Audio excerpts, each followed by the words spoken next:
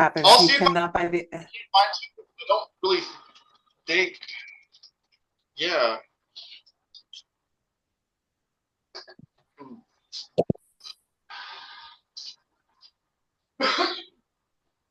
Okay, let's get started so that we don't end up taking longer than they need us to. So go ahead, Betty. Okay.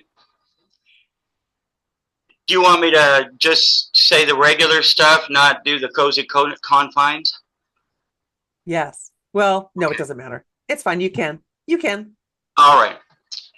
Welcome to Spilling Tea with Betty Desire, coming to you nearly live from beautiful downtown Bellingham. About 12,000 miles. No, never mind. I'm going to do this again. Welcome to Spilling Tea with Betty Desire, coming to you nearly live from beautiful downtown Bellingham, Washington.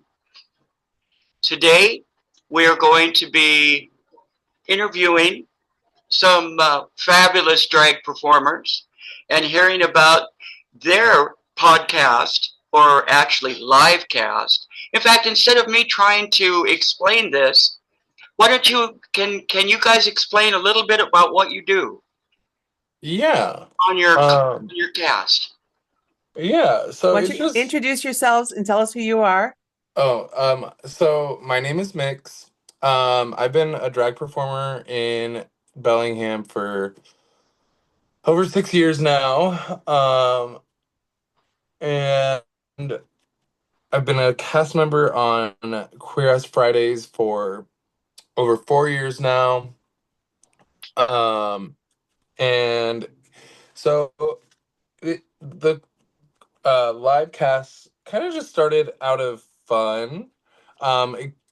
It just was like something kind of born out of the pandemic times when we couldn't like hang out with each other and like get ready together literally. So me and my friends would video chat with each other. And then when the show started up again, I was like, well, why don't we just like let other people bullshit with us? That And sounds that's kind of exciting. how it started. So how long have you been doing this, Mix? Oh, on and off for like I'd say like maybe 3 years. Wow. Um, somewhere around there. Yeah, the lives have just kind of always been, you know, I don't know. It's just like um, I like to label them like talking shit, even though we're not talking shit. But I like to label it that way, so then people are like, "Ooh, what's going on over here?" Oh, that's awesome. Yeah, I You love might just get like some good gossip. yeah. Oh, for sure. There's always good gossip, even though it's a fucking live stream. Yeah, uh, we may have to beep that out. oh, sorry. No, this is going to be on YouTube, so we will be able to watch you in your all your glory, getting all ready for your night. But also, this is going to be edited for broadcast on KMRE.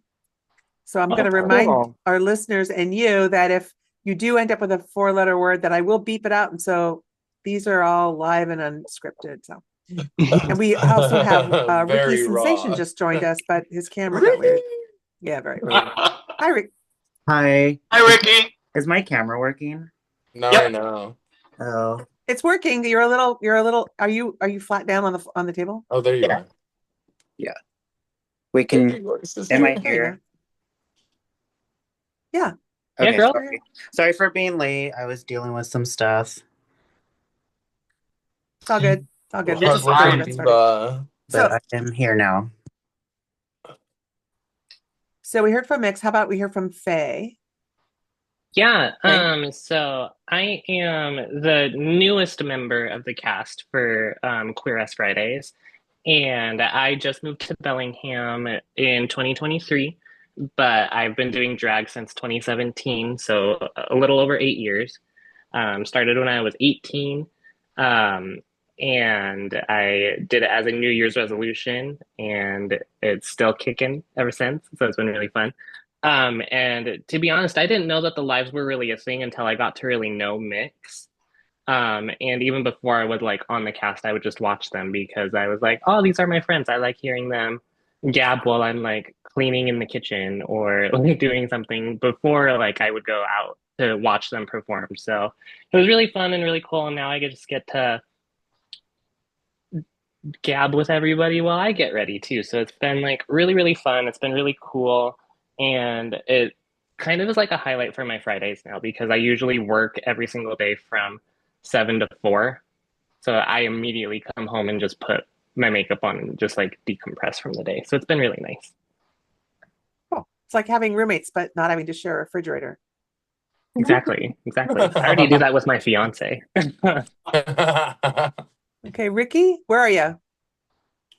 So are you okay to put makeup on in front of us?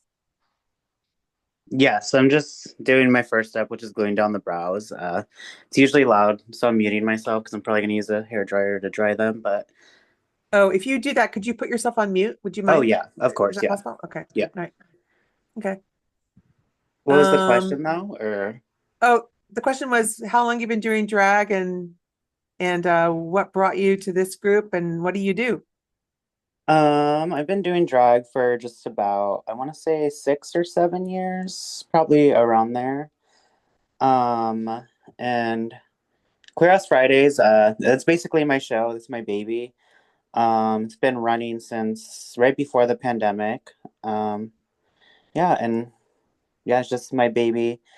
It just turned 5 years in April, which is, Oh, yeah, it's crazy that it's been that long. Yeah, And it is. yeah, and what do I do? I work at Rumors as a bartender, but I also manage a lot of the entertainment parts of Rumors and social media. Um, yeah, does that answer the question? Sorry. yeah, yeah, Okay, yeah. cool. Yeah. And I also moved here. I moved to Bellingham from Yakima County, Sunnyside specifically. And yeah. So, do you like Bellingham better than Sunnyside, dear? Oh, 100%. Okay. Yeah, much more to do, much better views on things. But yeah, very different culturally, but I love it here. So yeah. So while Betty's busy putting on, or Betty's busy putting on Betty, um, so this is something we ask all of our guests, and if you're uncomfortable with answering it, you do not have to. But some people have a queerness aha moment, and that's when they realize they are queer, or that there are queer people in the world, or that there's just something that's um, not what they've been seeing in the world. That's not who they are. So they watch like romantic TV shows, and doesn't feel right. So I look at those as, oh, when you realize that my life is going to be different and I have a different set of values and desires and all that. When was that for you? And are you willing to share that? Hmm. Anyone? Um, I don't know. I knew I was real different from a pretty early age. I remember in like, oh God, like first grade, I was like already trying to kiss boys. I was like, boys are super cute. Girls are also super cute. And yeah, I definitely was like very aware of my attraction to all of the genders at an early age. And also was like questioning why I was stuck with the genitalia that I was stuck with. I was like, what the fuck is this? Why can't I like build a bear this? I like that.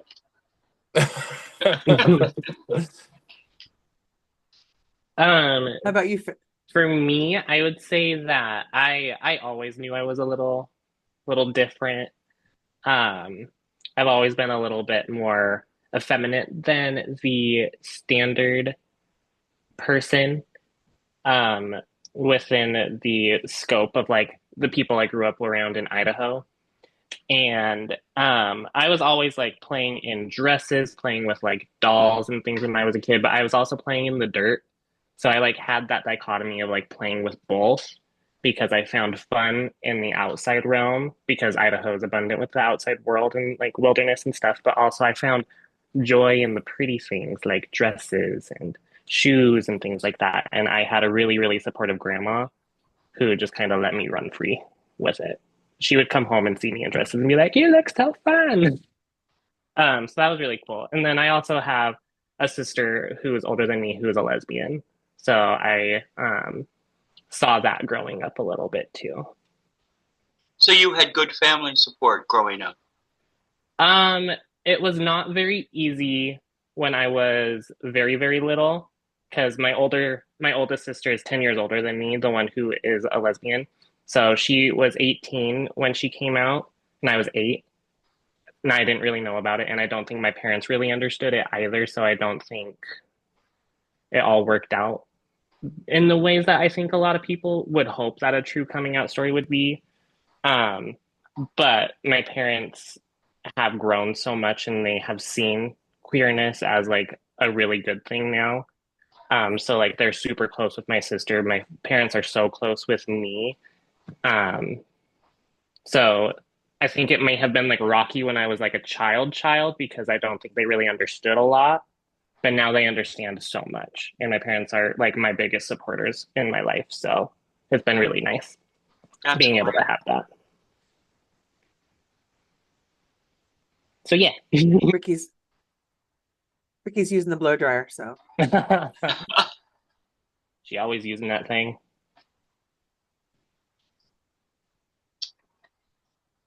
I don't want to keep her. So I'm going to ask. So I'm the token. I'm the token here because I'm the minority, and so I'm going to ask a question that I think my mother would ask.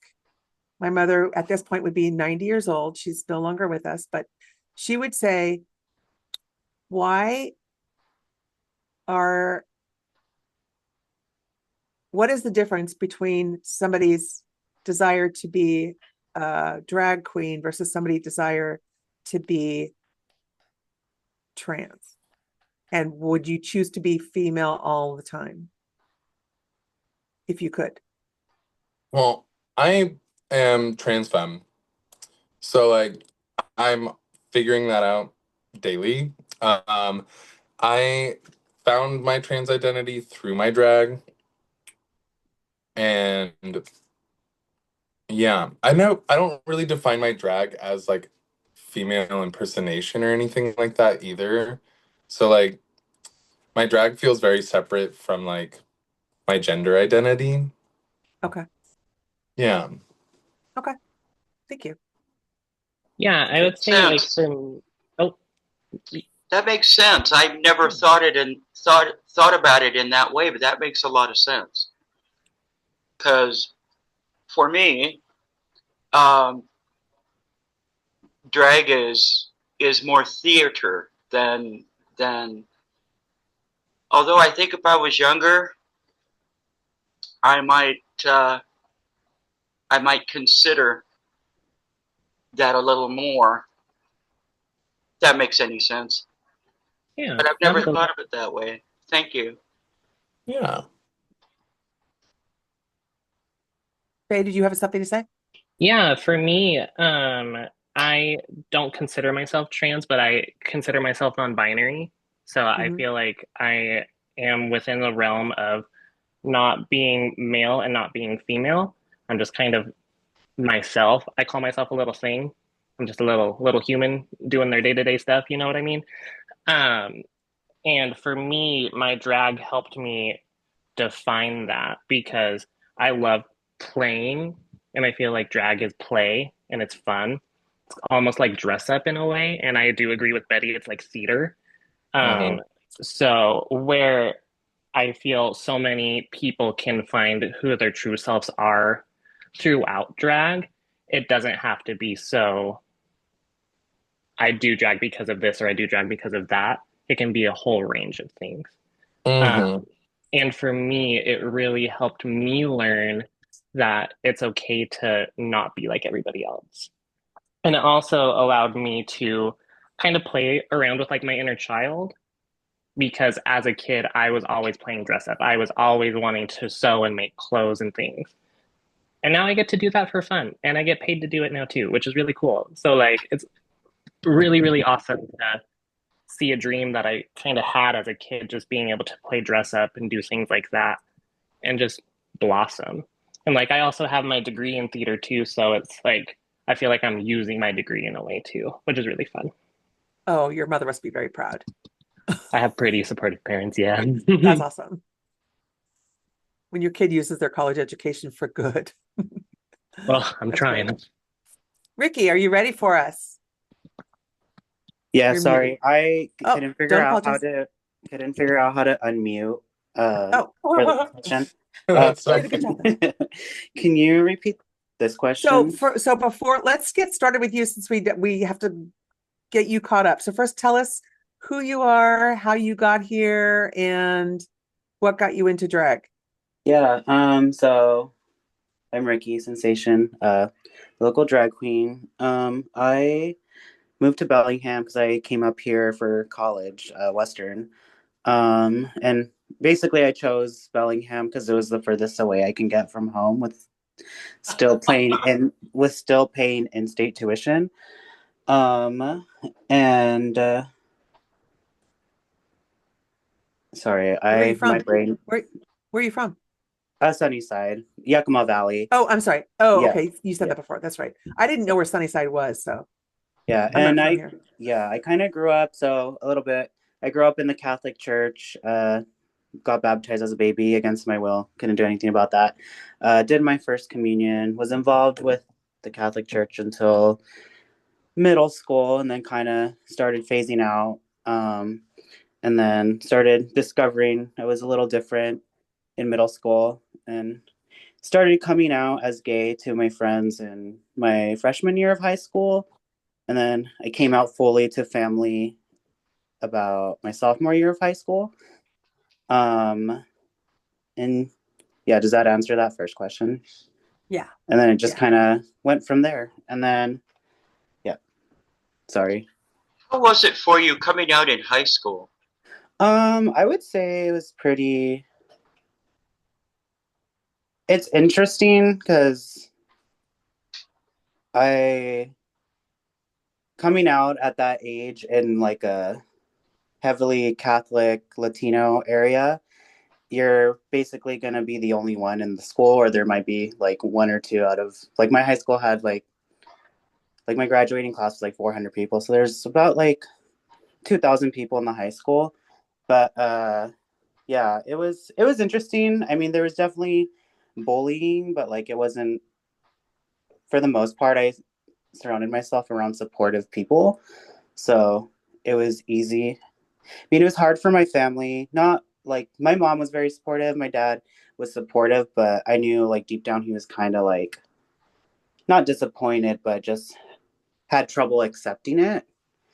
But eventually, as years gone by, it's like become much easier being myself. I will say, the more I did play a lot of sports back then, so it was very easy to like um, kind of not hide the fact, but kind of like hide behind a different persona, if that makes sense. Yes. And then I started to lean into my feminine side a little more in high school, auditioned for dance team, and then got on there. And then once that happened, I kind of just stopped caring what people thought. And then I found drag. I didn't really know much about drag or what it was about because I wasn't really exposed to that growing up until I moved to college and started watching RuPaul's Drag Race. But even when I started watching that, I was like, no, not for me. I would never do that. And now here I am. And I love it. Yeah. Well, let me ask you guys this. When was the first time you did drag? Oh, Faye's got a story. Let me unmute myself. I was spraying setting spray and I didn't want to interrupt with all of that. So I started drag, like I said, as my New Year's resolution in college when I was a freshman.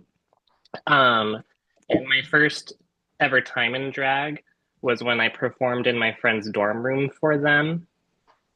Um, and it was me, my really amazing friend Samantha, and then our other friend.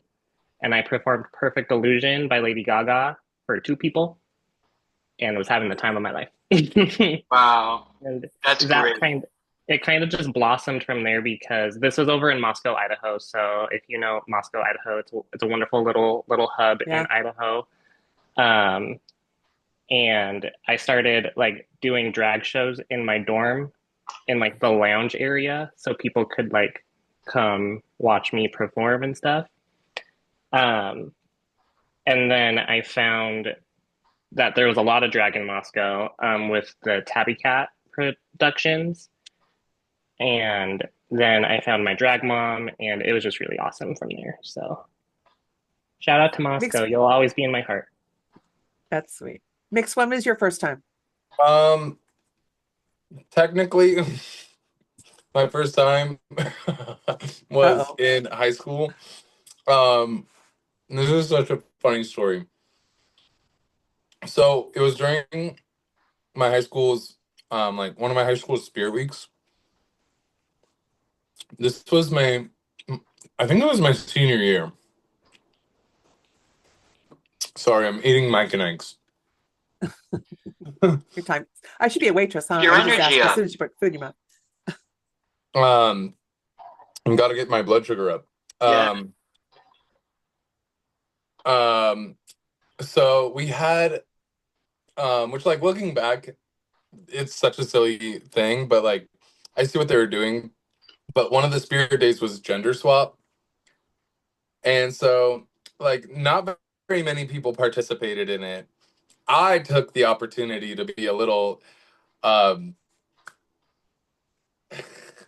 I want to say a word, but I don't want to get it bleeped.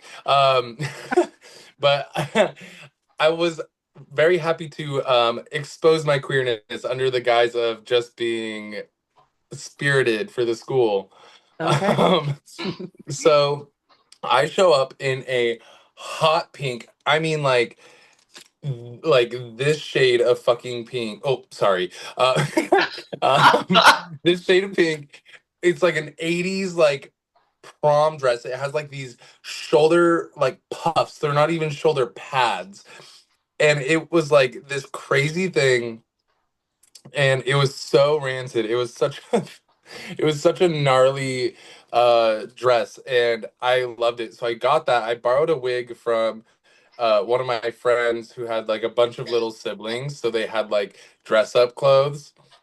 It was this ginger wig, and I'm running around school. I was signing my name on all of my assignments that day as Cinnamon, but it was spelled SEN apostrophe EMIN. So like send them in. Like I'm a fucking I'm a whore. Oh, dear. And so I was doing that, and during our pep assembly that day, um we had and this was like a yearly tradition. We had a thrift store fashion show, and um I was like, well, I'm gonna stay up in drag. And so I'm walking around. The people who were in the fashion show um had to like walk around the audience and collect donations for the charity. And I walk up to the three administrators that are like standing off to the side, and I go, "Hey boys, you got any money for charity? I don't know who she is, but I heard she needs some help."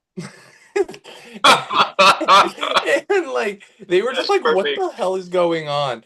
And I was like, "Don't worry, I'm not collecting any money for sexual favors, so you can't call the police." Like I was just so in character, and they were just like they were gagged. They had no clue what was happening. Um, Apparently they didn't know it was me, which is really crazy because I was very well known with the administrators because I was a troublemaker. Oh, dear. Um, I'm and so surprised. well, gag, right? Um, and so the like student, like the senior class president was called into the office, and she got in trouble because of her spirit day. And they were no longer allowed to Oh, do an opposite gender day at the oh, school that's too bad. because That's I so was so sad. heinous. I But they think were you like, were "Who did adorable. That that?" sounds funny. Oh, Oh, it was so that's too funny. bad. Hey, Ricky, can you move your camera so we can see you? There you are. Hi. Oh, no, can you put it You back? can't, can you? Um, Nice. first time in Can you tell drag. first time being in drag? Yeah, so as I feel like every little gay boy does, walks in their mom's heels as a kid or stuff like that, plays dress up. I remember I also really liked to wear my sister's quinceañera dress. um, that was a lot of fun. But there was this one Halloween where I fully dressed up as a girl and won the costume contest. And this was before I was out, and that should have been assigned to everyone, but whatever. But like in terms of like drag, my Ricky Sensation persona, I started after I started watching Drag Race. I started like practicing makeup, and I call myself the queen of the party just because I do love to party with people and just be around everyone. But I used to go to house parties and drag my sophomore year of college, and just that's how I started introducing my drag persona, was just at these random college parties with all these frat like boys. I would just walk in and drag and take a shot with people and just start doing drag then. And yeah, and then I think like one of the first times I went out in drag, like officially as Ricky Sensation, like to a actual like gay space or gay event, was I think it was Pride 2019 or 2018. I was involved on the Pride committee. Um, this is when they had the all ages barbecue at Maritime Heritage Park.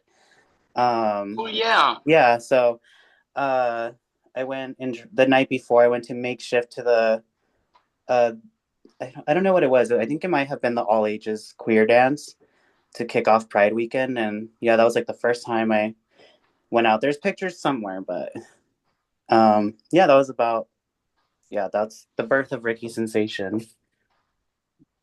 Great. Betty Desire, Matt, when was your first time?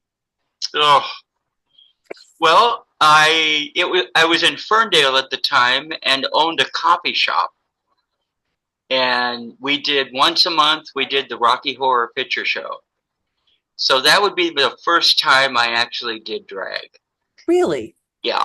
And that was probably 1992 or Oh my gosh. 93.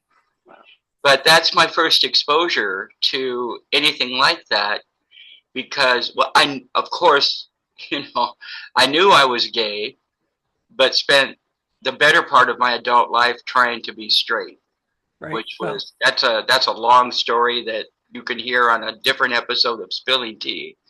So I started drag pretty much later than late in life, a late bloomer, if you will, and more because of the theater background that I had in high school and even the Bible college.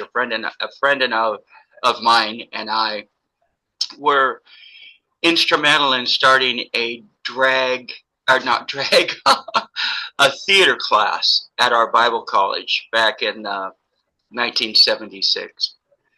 So that's my first time. And boy, I looked horrible. I looked really bad. But now it's easy because I'm older. I get to be a grandma queen. so I'm going to ask all of you this too, because Betty, are you done putting your makeup on? I'm sorry? Are No, you I'm done? not You're not done. done. I'm just slow.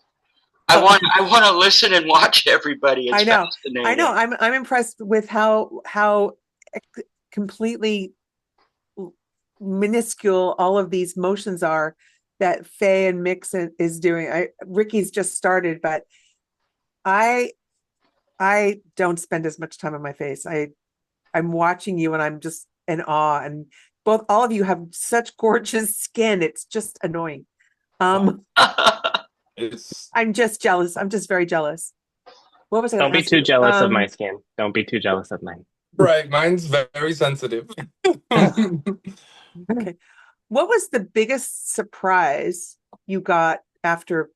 I mean, let's talk about, because I know Mix has had some stuff happen that's not been so great, but what's been the biggest happy surprise that you have had, I know, out of being a drag queen?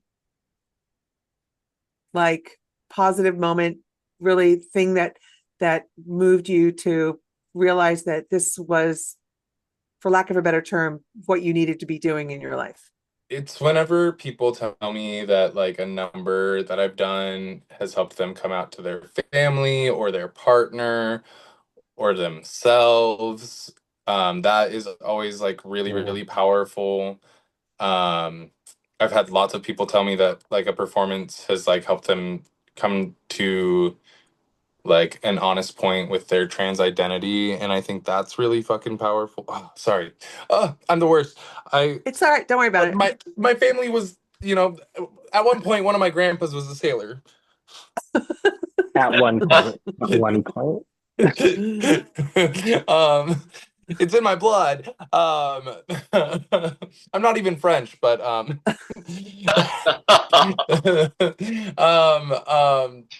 but I love that. I love doing, like, I'm going to be performing in the Whatcom Youth Pride show that's tomorrow, and like I'm so excited to do that because I love performing for little kids and like watching them just like see and just like appreciate the art that's happening, and like they look at it like literally like Disney princesses, and it's just so beautiful, and it will never feel old or stale to me. I love that type of thing. That's my favorite. Okay. And just for people who are listening who have seen you dance, I'm assuming you have a family friendly performance. Yes, I do have. I have varieties of options for performances because I believe that drag is for everybody. I don't get booked for a lot of all ages shows. um, because I do have, especially within the last year and a half, I would say I've really, really come into loving my body. Like I've always appreciated, like I've never had a problem with my body, but lately I've been very much so in the I love my body a lot and I think you should too phase.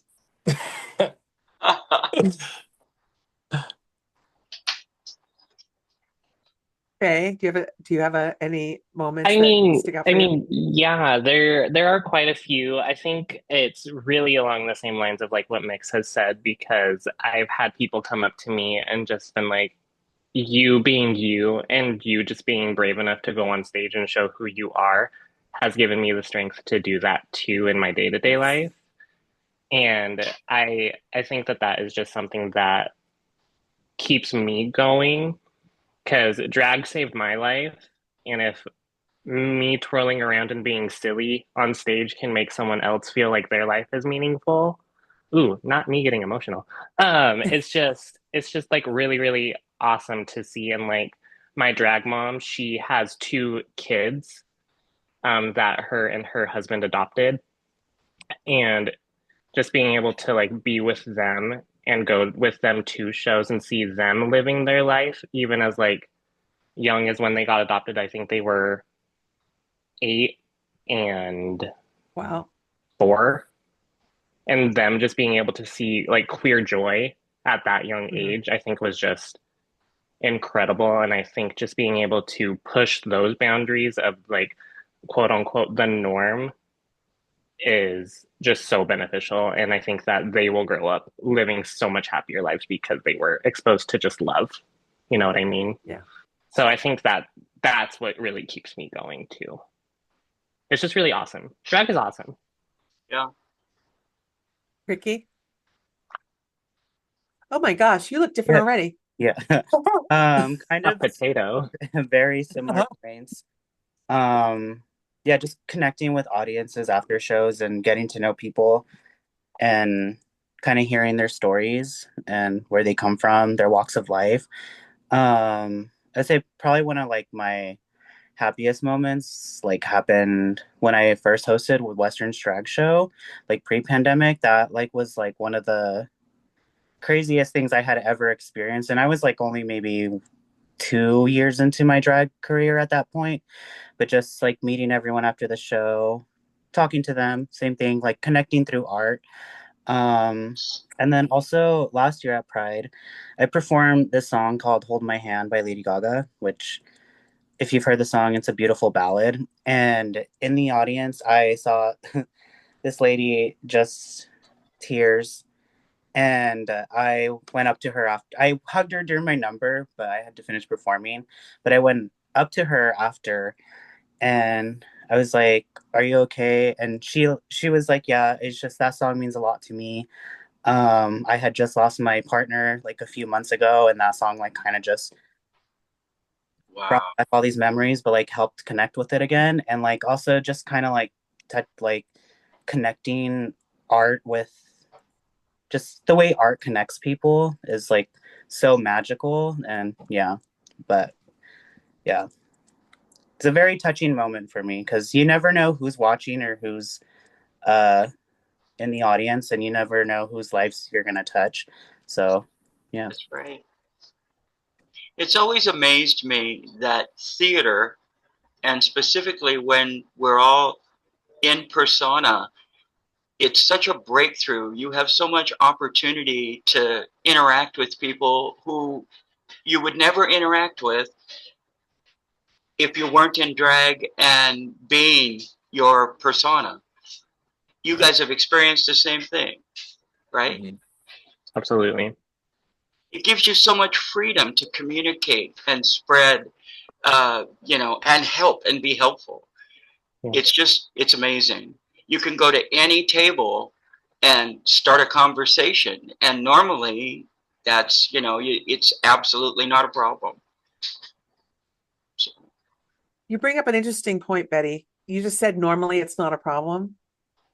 yeah, Has it ever been a problem when you've walked up to a table for out you? of drag, yes. No, out of drag? Out of drag, yes. In drag, no. Really? Yeah. Interesting. Okay. Have you guys experienced that? I don't really when I I tend to be very you can come and talk to me, but I'm not I just I love being chased, but I'm not gonna be the one to chase. And that applies to a lot of aspects in life. Um there was a time like I think this was two prides ago. I had like come in, I just finished some of my hosting duties for the main stage. And there was this group of some silver foxes. They were all very attractive older men. Um, and so I had had just the right amount of tequila. Oh dear. Uh-oh. It's always tequila. Um, and I like walked over there and I just remember saying, "Hey boys, has anybody told you happy Pride yet today?" And one of them had definitely been having an excellent pride because he was quite well liquored up. Um, but he like came over and started to like grab my butt. And his friends were so great because they were like, "Don't touch her butt. She did not say you could." And I was like, "That's right." But that was like one of the only times that I've really ever like that I really remember like specifically approaching people. Usually when I'm approaching people and I'm in drag, I'm usually telling them to stop being a dumbass in the club. Or on the street. Or on the street. Yeah. Yeah. Um, I would say for me, you wouldn't be able to really tell this by how I look in drag, but I am so shy. I am very, very quiet in and out of drag. Huh? So I don't really approach people. Nice. Very nice. I have a very loud, boisterous laugh, though. You will be able to pinpoint me anywhere in the club. That little chicken squawk. Or How about you, the Ricky? horse laugh, as Elle calls it. Yeah. I would say I'm like, I don't know, like I feel like there's days where I don't know. I feel like the more I do drag, the more social I become outside of drag too. Just because kind of just like building so many connections with people. But yeah, I don't know. I feel like there is moments where like, going up to a table and people are like, who are you? But if you go up to that same table and drag, they're like, oh hey. But Interesting. yeah, Oh, but for sure. For yeah, sure. those are my thoughts on that though. Do you all feel safe in Bellingham, Whatcom County? For the most part, even like regarding everything that I've gone through, um, yeah, I do feel safe. I just tend to not walk alone at night anymore. And I have a I'm taser sorry. now. I'm really sorry. But statistically, like that could have happened to anybody. I'm just glad that I stuck up for myself. Yeah. Absolutely. Yeah. I will say I feel safe in Bellingham for sure. I think any city can always improve on that though, no matter what. Yes, Specifically for trans and queer people. I Specific. agree. I agree. No one place will ever be the end all be all safe haven, Yeah. But I feel Even like if Bellingham becomes a sanctuary city. exactly. But I feel like where we are right now, it is mainly okay and it can only get better. And it better not get worse. Yeah, Right. Not like amazing. absolutely. We will always have people who will end up being our adversaries. Right. It's just a part of the human condition. No buttholes. Okay. What am I forgetting to ask you that you want to tell our listeners and people watching? I feel like all of us are open books. You can really ask us anything. Yeah. I tend to have a really big RBF. Yeah. I look I tend to look really unapproachable. But as long as you're coming up to me and being cool, I'll be cool. I'm very much so someone who likes to match energy. Um, and if you're being a little turd, I will be a little turd to you. So, like, as long as everybody's being like, appropriate with how they're approaching me, I will happily have a conversation with you. I love talking to people. I just also am really not like trying to start conversations oftentimes, but I'm happy to have them, and then I'll run away. So, Mix, I don't know if this is a weird question, but do I look familiar to you at all? I know your face. So, every time you would go to Downtown Sounds, Yeah. I would give you a drink chip. That okay. Was that I weird? usually had also been drinking prior to that. So I'm I'm also just like faces are really, really hard for me. I will see someone who like looks nothing like someone else, and I'm like, oh my God, is that so and so? And my friends are like, what the fuck is wrong with you? Oh, I do that Oh, all the time sorry. too. I was like, hi, oh, not you, never mind. Oh, sorry. Never mind. So I know you more so through association with Betty than I do from Yeah, Downtown Sounds. that's all right. That's all right. All right, Betty, But what thanks else for you those got? drink chips. You were always look so pretty. I was like, you just made my day. You just are having a good time. And I was like, I just need to acknowledge this. That's all. And it wasn't a Oh. dollar bill, so it was fine.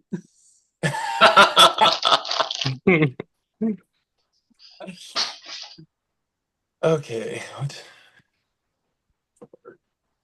Great on time. Doing great on time. Yeah. What time do you need to be there? 6? Oh, like 8. Like 8 o'clock. Oh, Yeah. So Is ask this early? away. We've got time. Oh So yeah. is this an early time to get ready for an 8 o'clock show? Um, well, the show starts around 9. Um, but it's no, usually I would say that we start like our lives like right about now. Um, Yeah, I would say so, yeah. so like 4:30 was great because I had a feeling that it would take me longer. To talk and do all that. Yeah. So I was like, hell yeah, that's perfect. I think we Okay. all really like answering questions too. So Yeah. feel Yeah. free This to is much ask. more interesting than an average live. There's way more interaction There's from more meat. There's more juice. Well, every once in a You're while here when with you a guys are on, purpose. I love watching you put your makeup on because it's so intricate. I was going to ask you one more thing. What's your favorite makeup product? One, pick Ooh. one. I'm gonna go with this eyeliner, NYX Epic Ink eyeliner. I I use it for eyeliner, eyebrows, lining lips, and I don't know. I've been using it for years, so it's probably my favorite. Okay. Oh, never mind. I was like, What? no. Also, this lip locker by House Labs. I don't have it with me, but uh, it stays put, so you can drink a lot of drinks. It doesn't transfer. There's a lot of straws. You can kiss 100 boys in bars, and your lips Yay! still be stamped after that lipstick. Benny, what's your favorite? Max Factor Pan Stick, and Okay. it's hard to find anymore.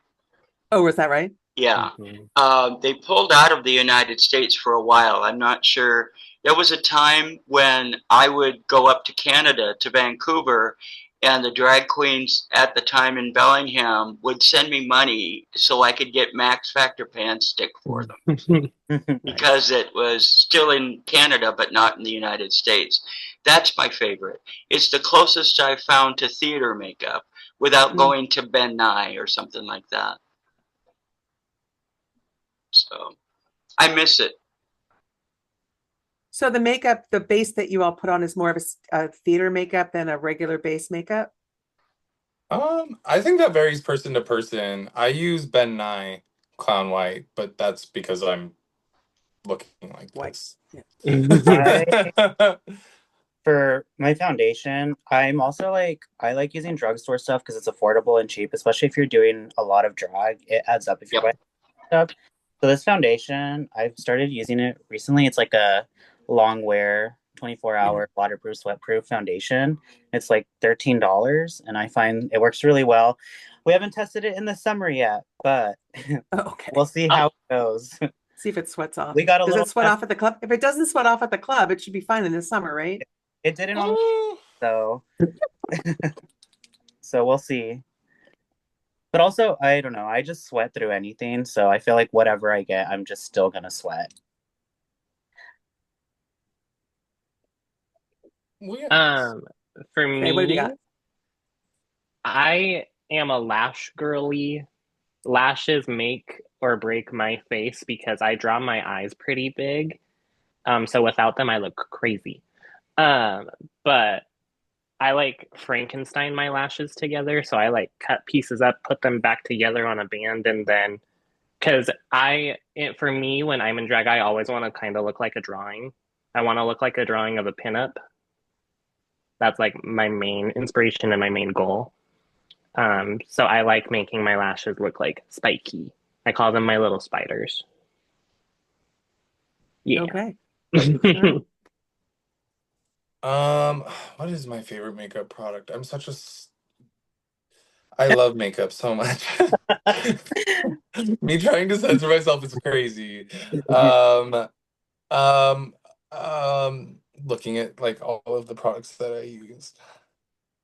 Honestly, I just love like they call them like flash palettes. This one's so beat up. Let's use the not so ugly one. Like these types of things that just like Yeah. have like it's all just like grease paint. Um, you can like make any color out of this palette. Um, Except I'm missing yellow right now. And I've tried to use yellow a few times in the past year, and I keep forgetting that I need to buy some yellow. But I love just like anything along these lines because it like that finding these products is what enabled me to start creating the drag that I've been wanting to create. And yeah, I love them. There are like cheap ones that you can find. Like technically, like a flash palette is from like a specific brand and it's like $100. This is like $18. It's from CC Beauty. You should use it. It's great. Not sponsored. Not sponsored. But if they would like to. But if they wanted to, I would tell people it's I'll the leave you a professional number one, and at the that's the end. company that should sponsor me. Yeah, really. I What love else? that. Betty, And what else you got? I'm sorry, what? Oh, go ahead. No, Nix is still talking. I love Nix is still like trying to figure out what's his duochromes. favorite. Anything that's like duochromy, multiple colors in like one thing, What is I go that? crazy for that. It's probably the deadhead in me. Mhm.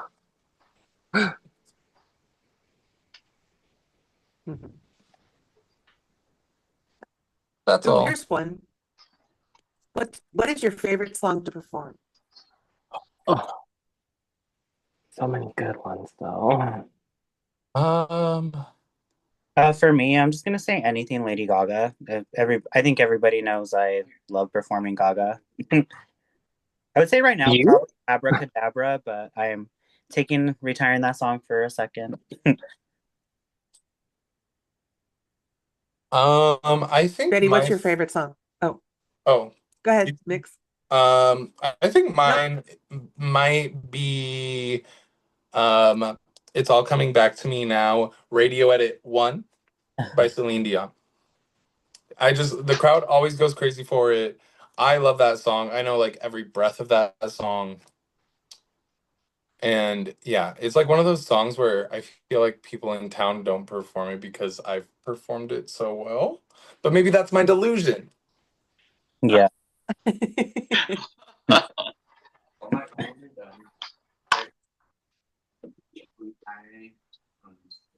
Faye, what's your favorite song to perform? Oh gosh, there's so many good ones, but the one that just comes to my mind that just brings me a lot of joy, it's Peekaboo by Susie and the Banshees.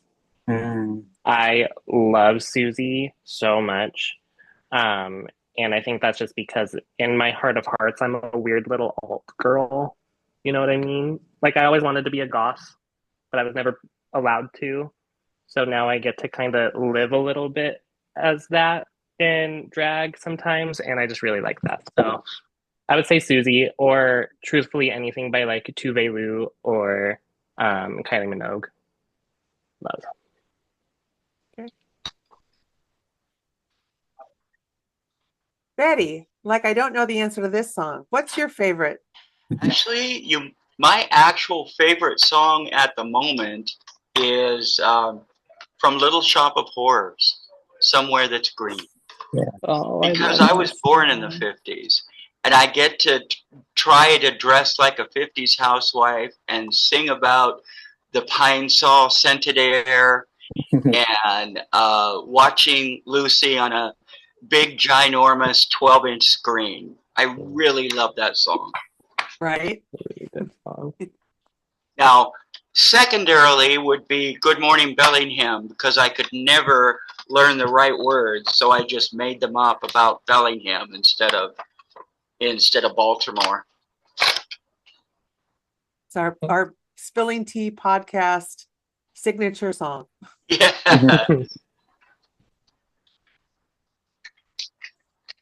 You know, I Well, did I not definitely know. want to get that. What?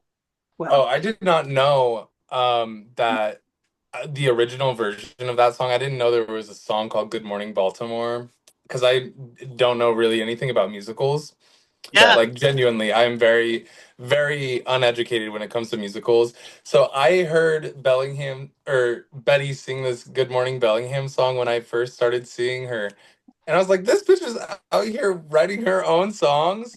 That is crazy. I was like, I get why people love her. Like, this is awesome. And then, like, it probably was not until like maybe 2, 3 years ago that I finally heard Good Morning Baltimore, and I was like, who stole Betty's song?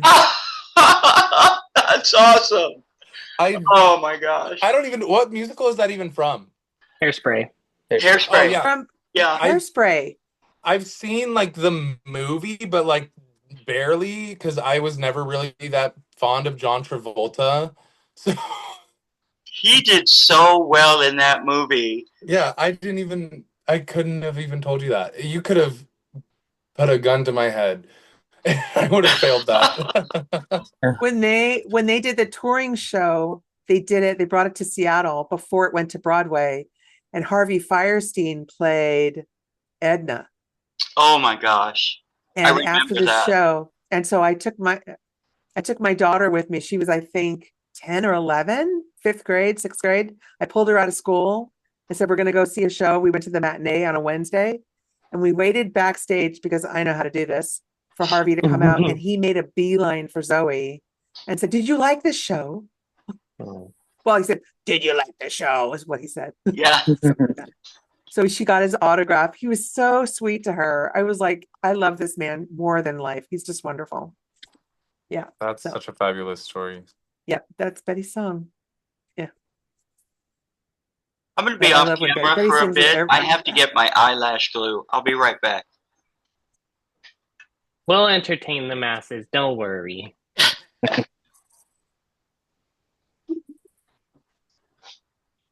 I feel so crazy. I usually draw like little pencil thin eyebrows, and I've got these honkers on today.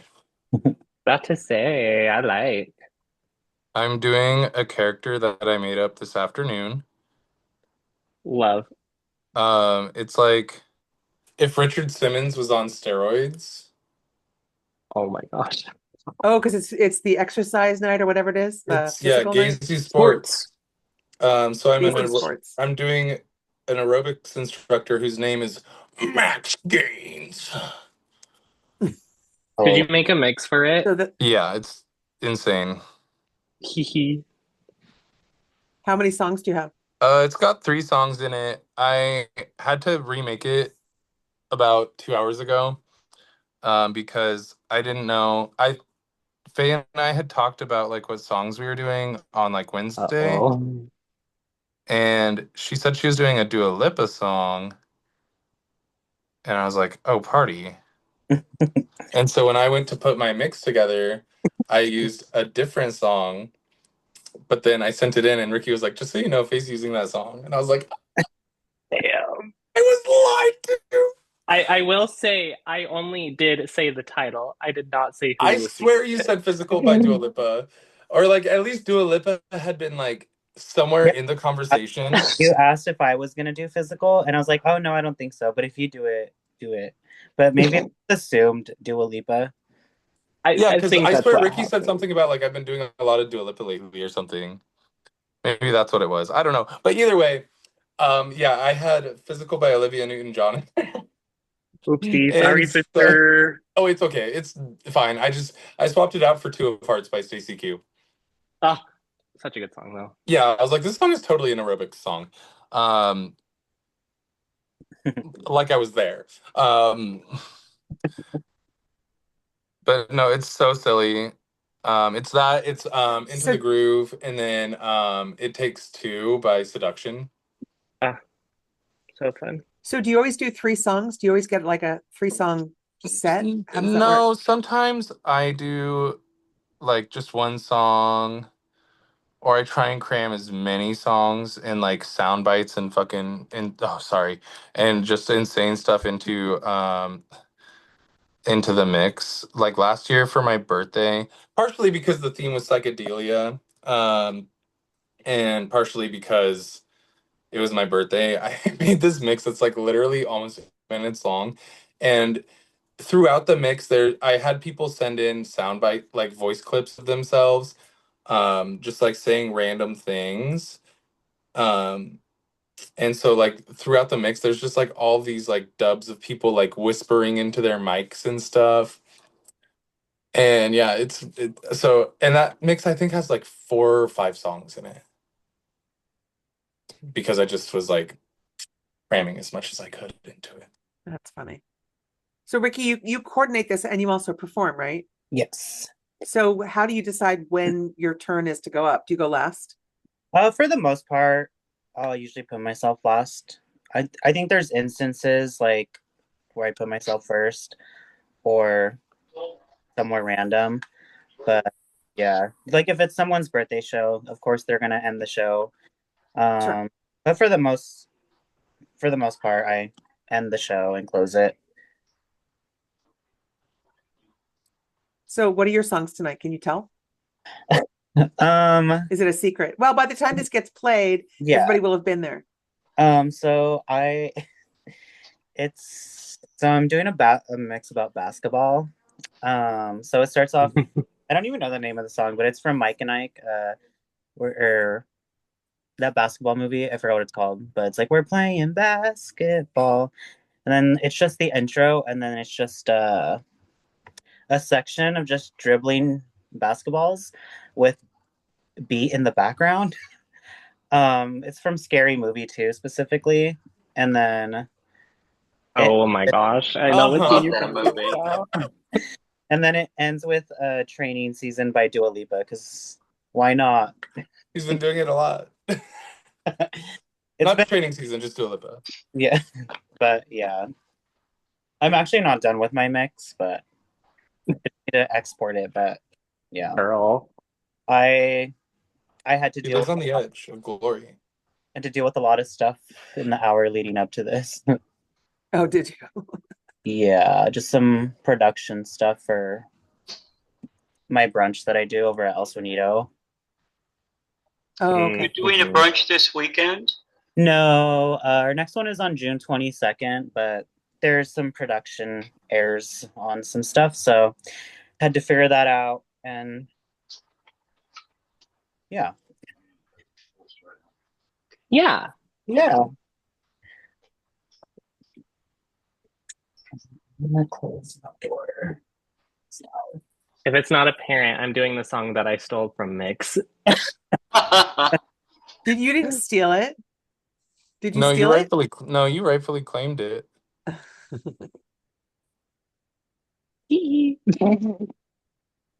Oh my God, So this mustache is gonna be crazy. You're doing a mustache? I'm doing like a big like honker mustache. I just feel like this guy, like when you hear his voice, you'll understand. He's literally like, "What's up, everybody?" Like I feel like he's like an '80s like coked out wrestler.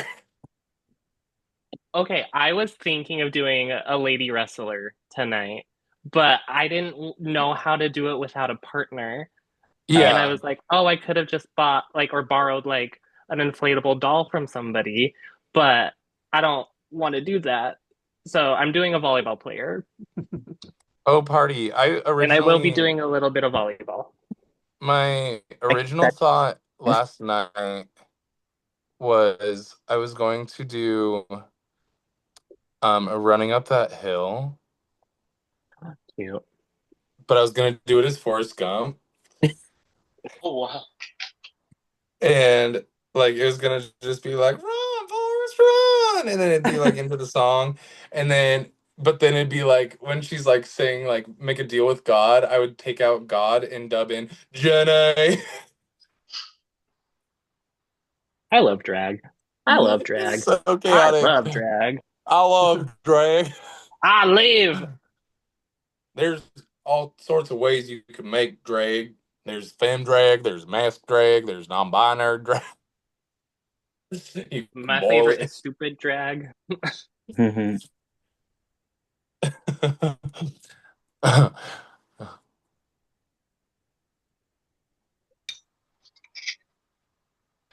Watch his drags. Oh Tuck my it, gosh. tape it, put it in a thong. Oh God, cut me off. what cut you off? Oh, cut you off? Yeah, cut me off. You're doing fine.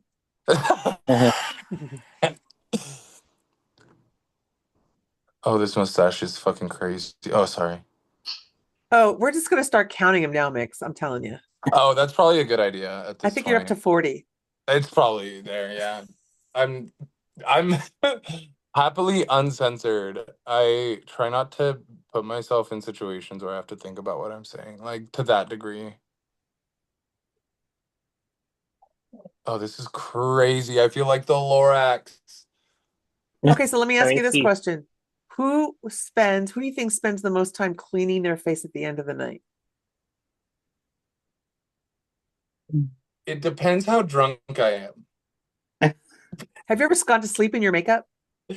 No, my boyfriend won't allow it. He'll like literally, he's a person who can sleep through like an earthquake probably, and he would, I swear, he has like a sixth sense, and he would wake up and like not allow me into bed. Or he'd be really pissed if he woke up and saw that I slept in my makeup. And my skin would also be really upset. So no matter what, I at least get some of it off. I don't do a very good job sometimes. What cleanser do you all use? What's your favorite cleanser? Pond's cold cream. Yeah, Yep. Pond's Ricky, what do cold you got? cream. Pond's Um, cold cream? I use Pond's as well, and then I usually go in with an Elf cleanser after too. I will say Betty? I am personally responsible for at least 3 to 4 drag performers in town using Ponds. Well, I learned it. are you the queen of the Uh, queens? uh, I think that's more Ricky. I think Ricky is the person who has revolutionized drag in Bellingham. I feel like she really is like the person who took the torch from Betty. I think that We share the torch. we share the torch. You and Betty share the torch. Talkers on the porch. Yeah.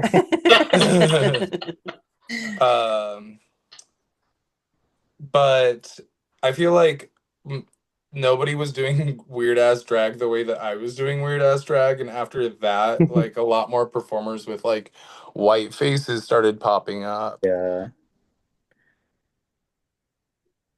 And you can thank Ricky for kicking me out of a competition for me doing white faces in my drag. Is that right? Yeah, that was the catalyst for me. Was not winning the competition that I felt like I was like I'm probably gonna get second, and then I didn't get second, and that really sent me. Uh-huh. Like I was like I don't think I'm gonna win, because there was someone who did, the person who did win that season, I was like, yeah, they deserve this. But me not getting my like expected results like really definitely led me to a point of like being ready to just throw it all away. Mhm. And then I was like, no, that's what they want me to do. I was really going through it. And so through that, I was like, I'm just gonna do the drag that I want to do, not the drag that I think people expect me to do. And that's when I started seeing a bunch of success.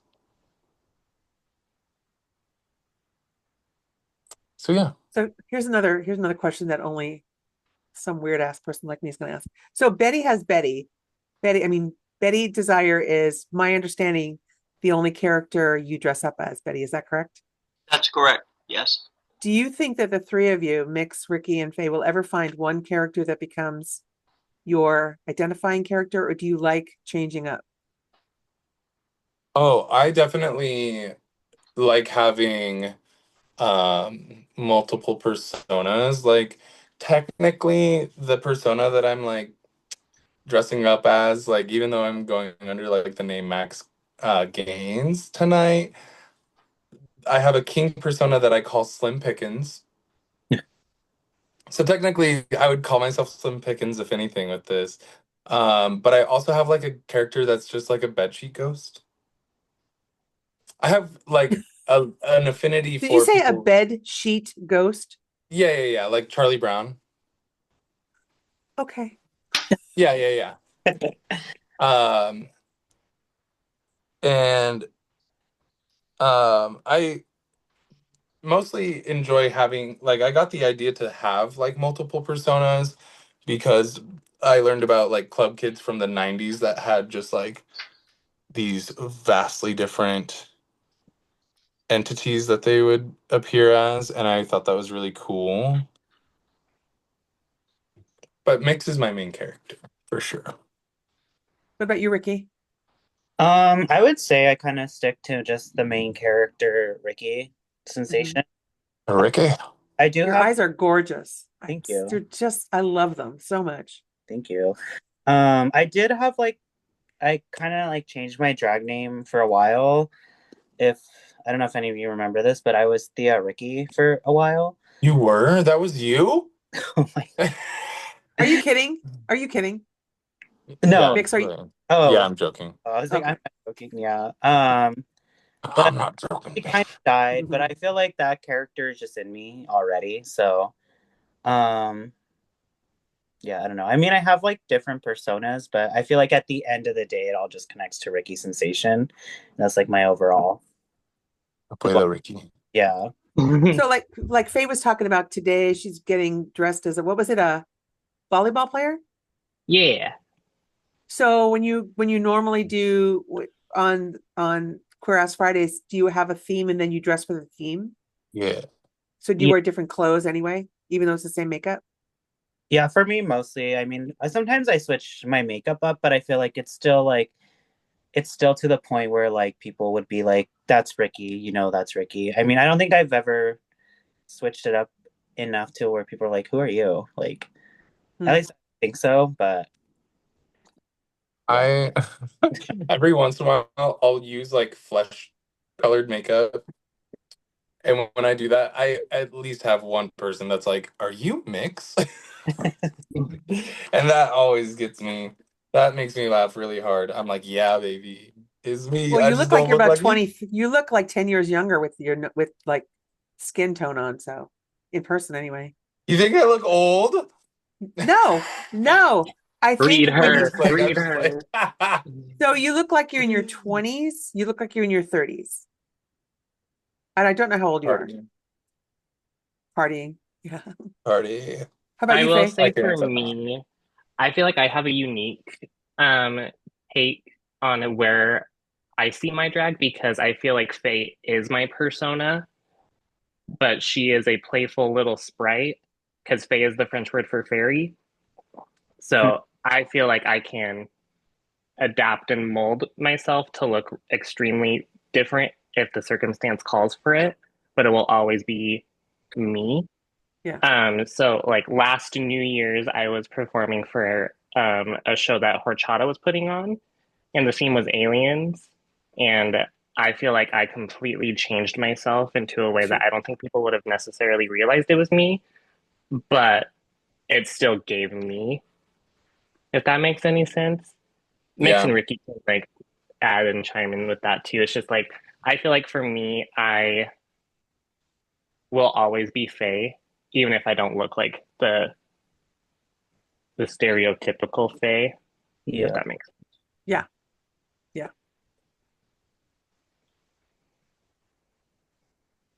Betty, you look lovely. Why, thank you. Are you all done? I feel kind of butch without my wig, though. No, you just look like Betty with short hair. Betty with short hair. There you go. Betty with a buzz cut.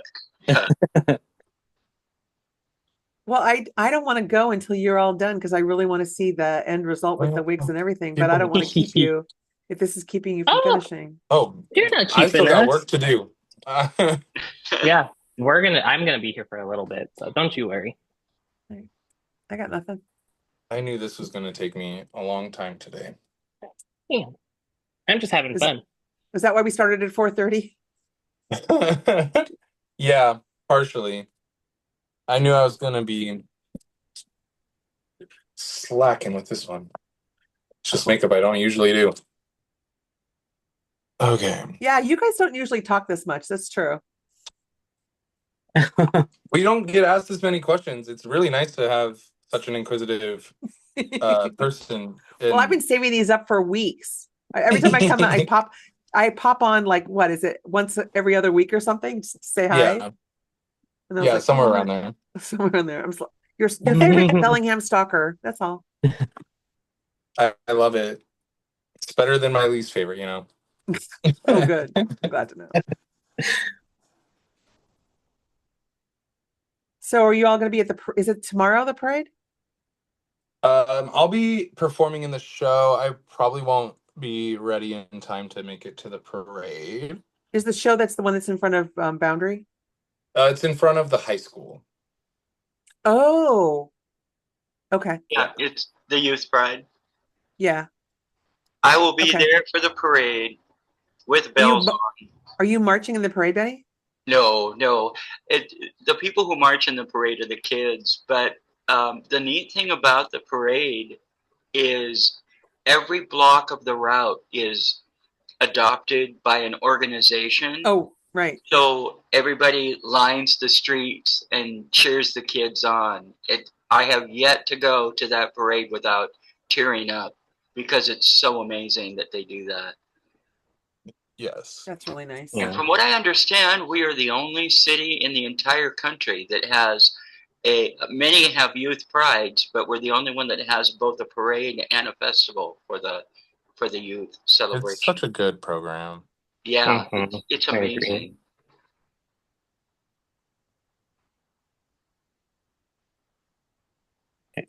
I will be right back. I do my eyebrows off camera because I have to do them in the bathroom for some reason. I have to be standing up when I do them. So I'll be right back. All right, fine. Hi, girl. Hmm.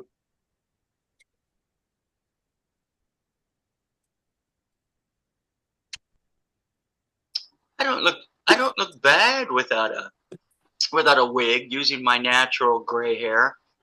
No, you don't. I like it. Yeah. Yeah. I like it a lot better than your synthetic gray hair. I didn't hear you, dear. I said I like it a lot better than your synthetic gray hair. Yeah, me too. I like the fact that you can tell I have a sunburn. What's the matter, Betty? You've been going to paradise a lot lately? So do you ever watch other influencers on Instagram? There's this person in Portland who transforms people's hair. Really? Yeah, and I don't know how I ended up getting this person on my feed, but he'll take trans, straight, gay, whatever, and he'll give them the hairstyle that they want. And this one person transformed, I swear he took 15 years off this person. And Oh, so I wow. wrote that and I got all these comments. And so now it just like shows up the first thing in my feed. But watching him cut hair is just as I want to go down there and get him to cut my hair. Wow. Do something. Yeah, but the thing is about hairstyles, and you know this, is that if you get it styled, then you have to get it maintained. And I am lazy and cheap, which is why my hair looks like this. That's fair. So, I mean, when you have a wig, your wig always looks the same. You don't have to get it cut. Yeah. Right? The great Miss Tina Rocker would use her her own hair, and it was epic. It was really something. May she Miss rest in Tina. peace. She was so sweet. I'm so happy that I got to know her before she passed. Tell me about Very who that brazen. is. Tell me who that is. Pardon me? Tell me who that is. Was. But Tina Rocker was, well, an epic drag queen in the early 90s through to when she passed away about, I think, 5 years ago now, out of Ferndale. And Tina was known as Disco Dave. Tina had no fear. When I had my coffee shop in Ferndale, she would end up partying at Rumors until last call, and she'd drive her big Cadillac and park across the street and take a power nap and then come in for 4 shots of espresso so she could make it up to her house on Church Hill. It was just amazing. Amazing. She could do Tina Turner better than anyone I know. And Tina was a big girl. But boy, when she did Tina Turner, it brought the house down. So what was her name? Tina what? Tina Tina Rocker. Rocker. Yeah.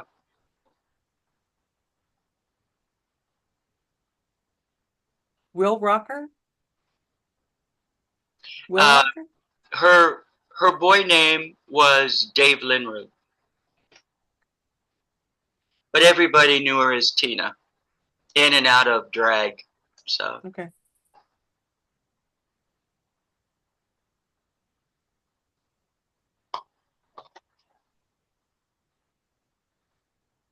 Yeah.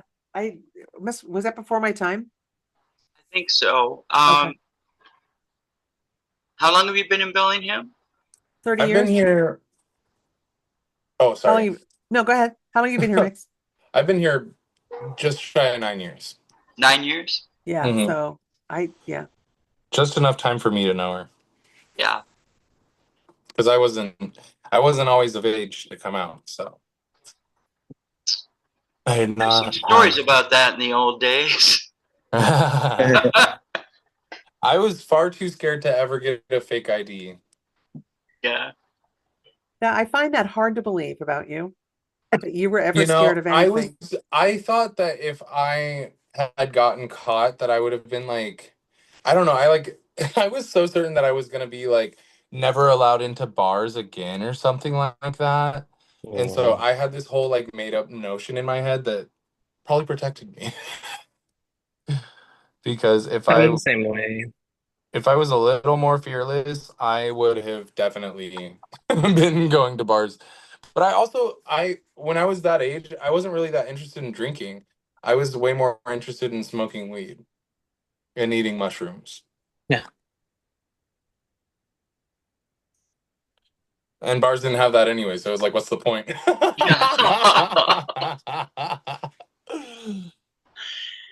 Won't be too long. You'll be able to get a shot of tequila and a joint in the same place. God, But there's I still no can't wait. smoking in bars, right? No. Oh, they'll have to bring back smoking rooms. You remember Good job. those times, Marla, when they had a section? It was before they totally took Yes, smoking out of because bars. the air never moved. It was always in the section. You never, and like you could be sitting next to the smoking section and be in the non-smoking. It was the dumbest thing ever. Now, in Canada, at the Dufferin, back in the day, they actually had a separate enclosed room with special ventilation for the smokers. And it was legal for a number of years up there. In the early days, doing Betty too, the other thing that was weird is when you crossed the border, you were required to use the bathroom of the gender that you were presenting as. Okay. So it was so confusing because back in the early 90s in Bellingham, you technically had to have a piece of male clothing on and you had to use the men's room if you were in drag. And then if you went up to Vancouver to do a show, you had to do the exact opposite. It was quite confusing. Made it That's through. crazy. That's really interesting. Mm-hmm. I didn't know the tidbit about the Canadian part of that. Yeah. Sundays were a big night back before 1986 because there was no bars open on Sundays in Vancouver or all of British Columbia. Or Lyndon. Ah. So everybody came down to Bellingham and Whatcom County to party. That makes sense. If you will. That makes Yeah. sense. Bellingham has always and forever will be a party town. That's right. That's because there's a That's college right. here, right? I think partially, I think it also just like there's a lot of adults who party down here, and I think that's so fascinating. Yeah. It's nice to be isolated in the corner that we're in. We get away with a lot more than if we were more centralized. I agree. And that's wonderful. Mm-hmm.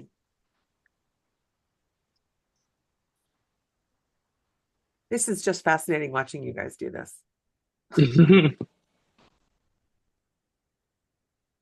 So many layers, so much intricate color mixing up, and this is a whole science. Are there classes for putting on makeup? I think so. I Did you would learn say to do so this? for sure. Did you learn to do this on your own? Yeah, for On the my most part. own, There's like, books, YouTube. yeah.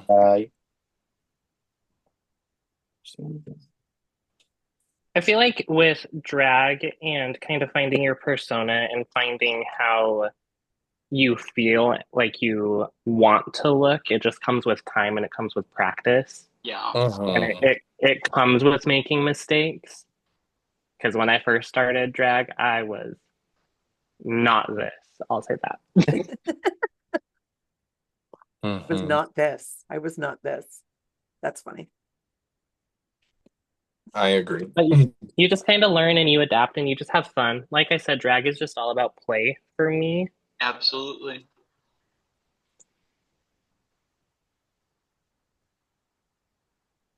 Matt, what am I forgetting to ask? I think I've got the list here.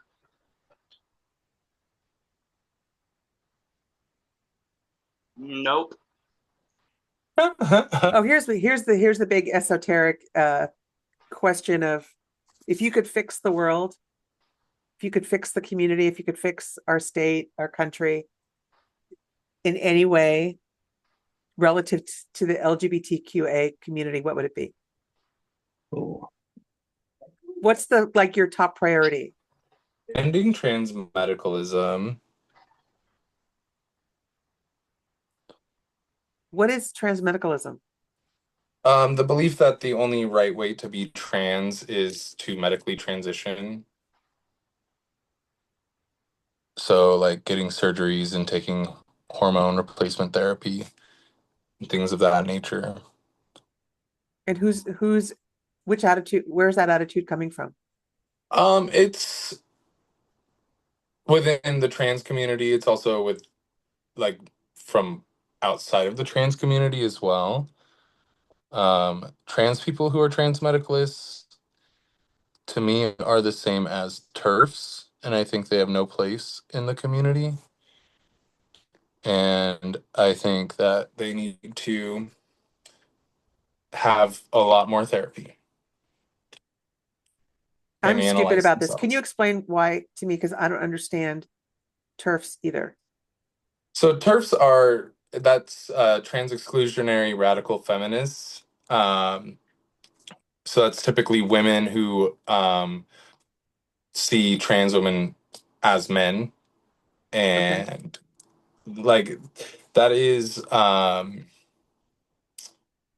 similar but different to, it's just like it's very oh, that's not Russian, excuse me. It's very, what's the word I'm looking for? Um Gatekeepy in like a really wild way.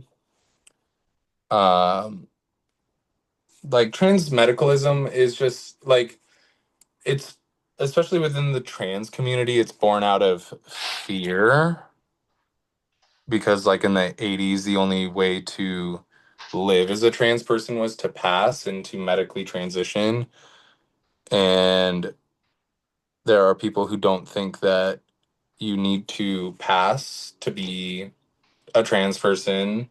We live in a point in time where it is feasible to be trans without having to pass, and you can be safe. Um, but yeah, like believing that you have to do that, there are like prerequisites to transness is harmful, because that isn't the case. Trans people have existed before the surgeries and the medicine was available for people to medically transition.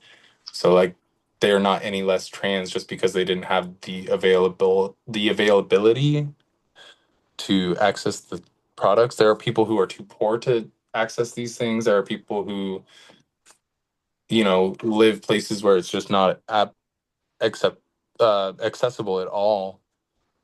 And so it's a silly thing to believe in to me. So I'm trying to remember, Betty, because I have really bad short term. Who was it in this interview that said that they were born with the wrong genitalia? One more time. Somebody said when we talked Oh, about what was your queer aha. Was that you, Mix? I questioned why I was born with the genitalia that I was born with. Okay. So for some people who do choose to have surgery, a lot of people don't, but a lot of people do. Are you saying that they shouldn't have the surgery, No, or no. You can transition however you want to. There are people that believe the only right way to be trans is to have surgeries. oh, okay, I And to, misunderstood what you're saying. Okay, thank you for clearing yeah, that up. I just yeah, wanted yeah, to. yeah, Okay, yeah, for sure. so however you want, however you works for you works for you. Yeah, yeah. Fair. There And are you no think prerequisites. that's an issue within the community itself. I get it. Yeah. Okay. Hmm. Glad we got that cleared up because I was like, Yeah, where are we absolutely. going with this? Um, yeah, because some people who really, really want and need to have the surgery for whatever medical or emotional reasons and Hmm. can't, my heart just breaks for these people Right, because they live in the right, wrong city or they don't have the money or they don't right, have insurance, whatever. So right, yeah. right. But yeah, also there are people who have no interest in medically transitioning and telling them that they have to do something to be Right. something. Right. Like it's like Right. telling a woman, a cis woman who is born without ovaries or something along those lines, that she's not allowed to be a woman because she can't have children. Right. Like it's akin to that. Like you're saying that you haven't met these requisites that are societally made up anyways, that they are not meeting and therefore they are not valid. Right.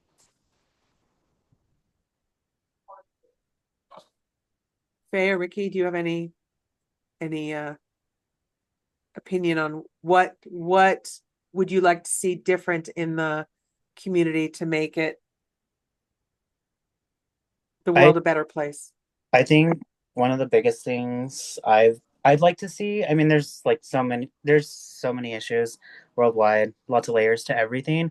I would like to see a lot of LGBTQ plus people run for local office and just run for positions, especially young people. I just think that's just a big problem in politics right now is a lot of people, and there is people, younger people that went to office and then they can't win their races, but there's also I think like older people sometimes need to realize when it's time to pass the torch to the next generation. I feel like doing that on a local level, state level, national level would help make things easier. I'm not saying it's perfect because nothing's gonna be perfect, but I think that's a change I'd like to see. And then also just as a Latino, I would love to see I just love to see more Latino people being accepting of LGBTQ identities and stuff like that. Because I know it's like very different in every country, but like I don't know, sometimes like right now I feel like Mexico is kind of more progressive than the US now. And that's really odd to me because I grew up thinking the opposite, but now seeing like what they're doing, how they're protecting, it's just crazy. But not every Latin American country is like that. It's different, it varies country to country. But yeah, that's what I would say. Thank you. Yeah. Um, I think for me, I would just like to see more places for queer use, and I would like to see more topics presented for like our queer youth and like venues that are 18 plus for those who are not 21, um, because queerness for so many people starts at such a young age, and I think that being able to be exposed to that and being able to see that it's okay is so important, especially like as a person who grew up in a very conservative town in Idaho. I think if I was more exposed to seeing queer people like thrive and be successful, it wouldn't have made me scared to be queer as a kid, and it wouldn't have made me scared to grow up. If that makes any sense. Yeah.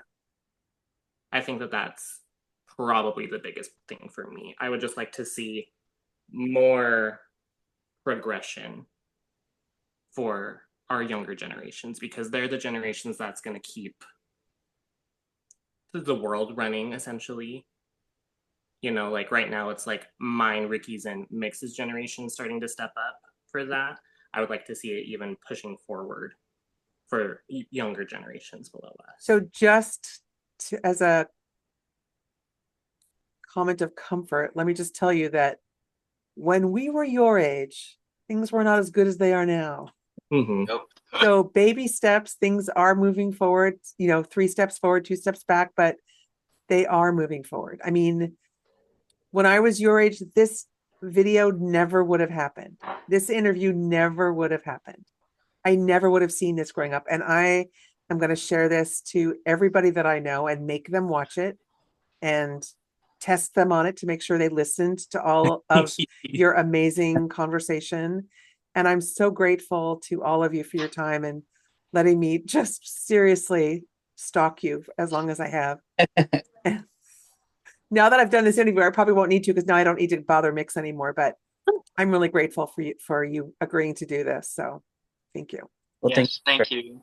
Thank you for having us. absolutely. Yeah, thank you. Okay. And if you don't mind, I mean, we are okay to sign off if you guys want to sign off, but I would love to get a final picture of you when you're all done with your makeup. So if you could just do like a screenshot when you're done and just email it back to me, that would be awesome. Yeah. Would you be willing to do that? Absolutely. Yeah. It'll probably be at the club that I'm like all the way in my outfit and everything. Yeah. but Totally. That's We'll totally get you. fine. We'll get you a photo of some sort. That'll be great. Thank you, Okay. guys. Thank you so much. You guys could just Have me- exit out now. We're all good. Thank you so much for your Thank time. you. Yeah, thank you. All right. Love Have you. a great Have a good weekend. day. Happy Pride. Happy Happy Pride. Pride. Pride.